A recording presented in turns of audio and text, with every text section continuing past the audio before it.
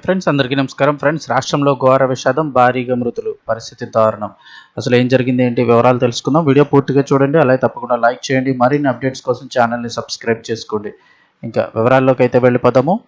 Road ప్రమాదంలో ఏకంగా 15 మంది దుర్మరణం పాలైన హృదయ విదారక ఘటన మధ్యప్రదేశ్లోని థార్ జిల్లాలో బుధవారం నాడు అర్ధరాత్రి దాటాక చోటు చేసుకుంది. కూలీలతో వెళుతున్నటువంటి పికప్ వాహనం కారును ఢీకొట్టి అదుపు తప్పి పల్టీ కొట్టడంతో ఈ ఘోర ప్రమాదం సంభవించింది. ఈ క్రమంలోనే వ్యాన్లో ఉన్నటువంటి 15 మంది తీవ్ర గాయాలతో ప్రాణాలు విడిచారు.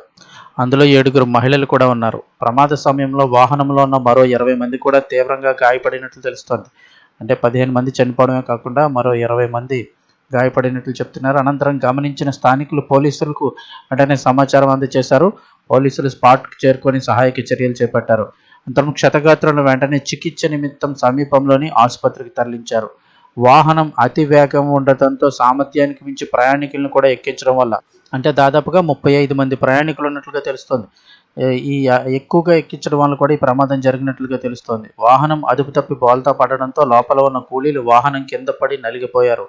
ఇక్కడ చూస్తున్నారు కదా, ఈ వాహనంలోనే. కాగా ఈ ఘటనపై మధ్యప్రదేశ్ ముఖ్యమంత్రి మోహన్ యాదవ్ అలాగే ఉన్నతాధికారులు కూడా తీవ్ర దిగ్భ్రాంతి వ్యక్తం చేస్తూ మృతుల కుటుంబాలకు తమ ప్రగాఢ సానుభూతిని తెలియజేశారు. ఈ మేరకు పోలీసులు కేసు నమోదు చేసుకొని దర్యాప్తు చేస్తున్నారు.